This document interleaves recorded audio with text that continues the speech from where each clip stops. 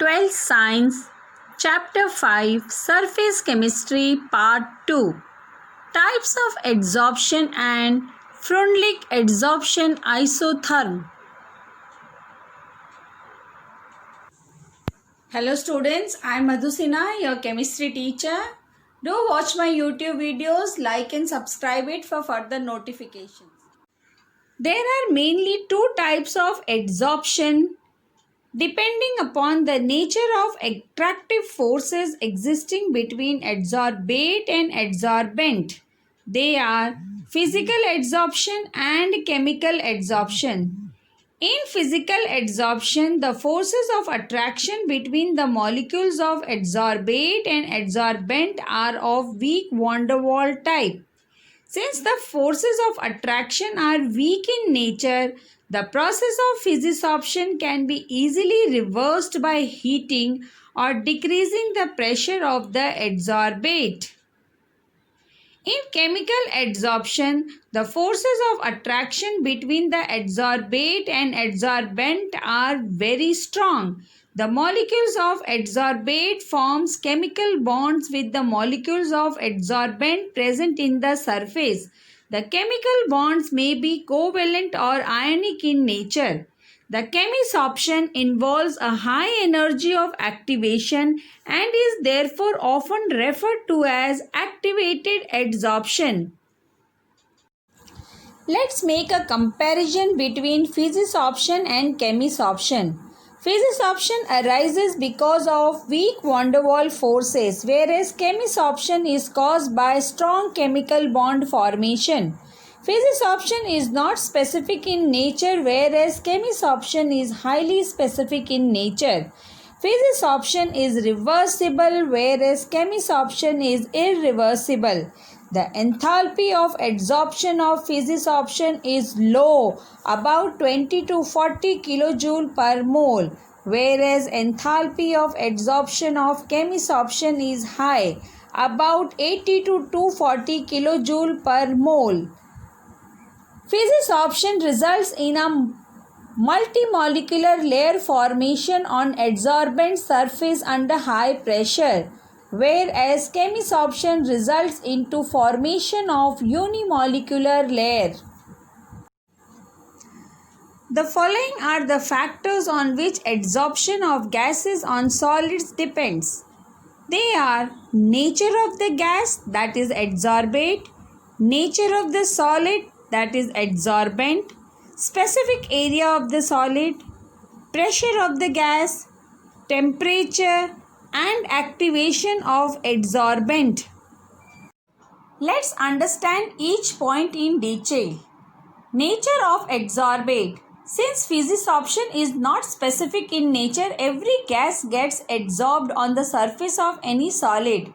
Under a given condition of temperature and pressure, the easily liquefiable gases such as ammonia, sulfur dioxide, hydrogen chloride, etc. are adsorbed more readily than the gases like hydrogen, nitrogen and carbon monoxide. The ease with which a gas can be liquefied is determined by its critical temperature. The following table illustrates the correlation between the extent of adsorption of gases on charcoal.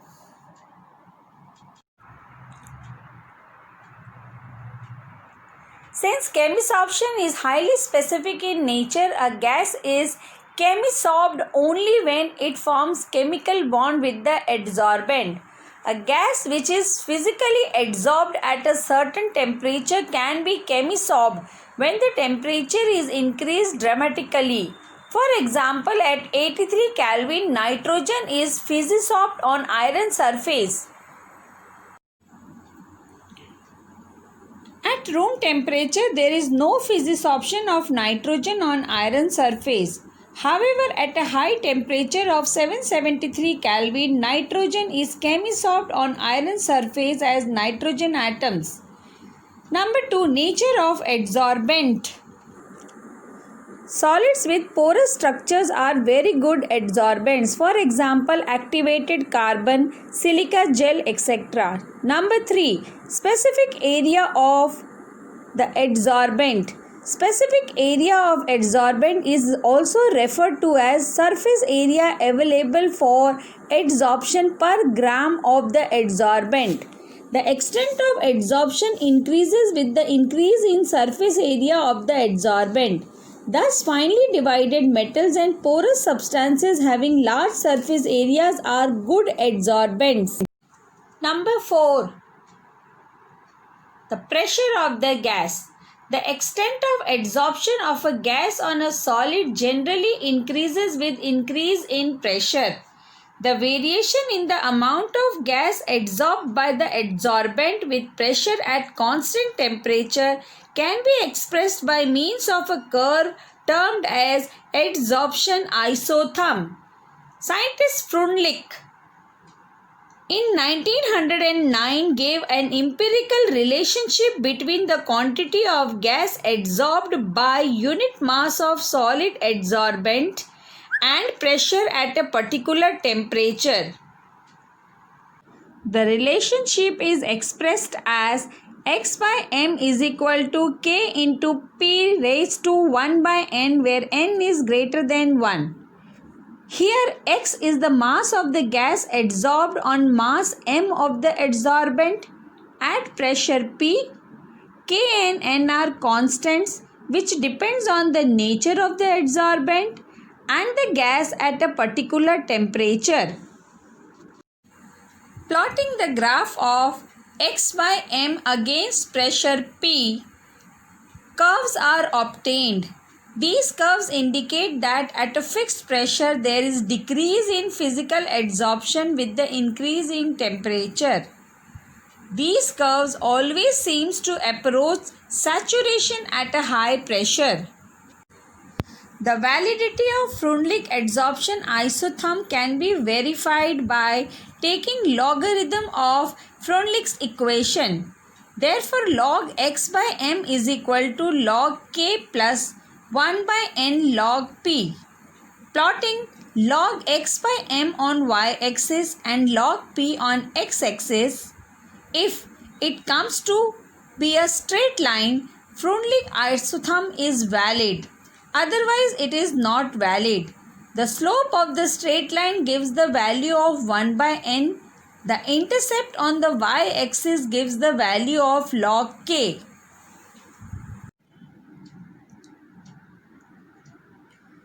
Freundlich's adsorption isotherm is also applicable to adsorption process in solution.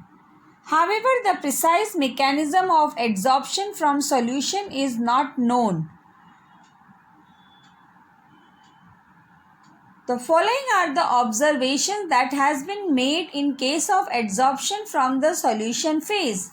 The extent of adsorption decreases with an increase in temperature.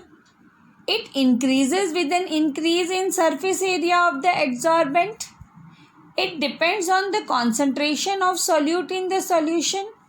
It depends on the nature of the adsorbent and the adsorbate.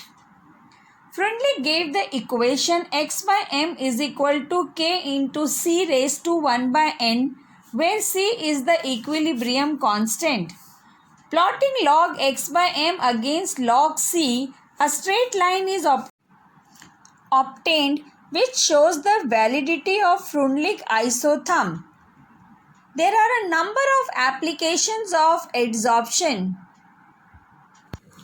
They are production of high vacuum for adsorption of traces of air by charcoal, preparation of gas masks for breathing in coal mines to adsorb poisonous gases, control of humidity, removal of coloring matter from the solution, in the process of heterogeneous catalysis, and so on.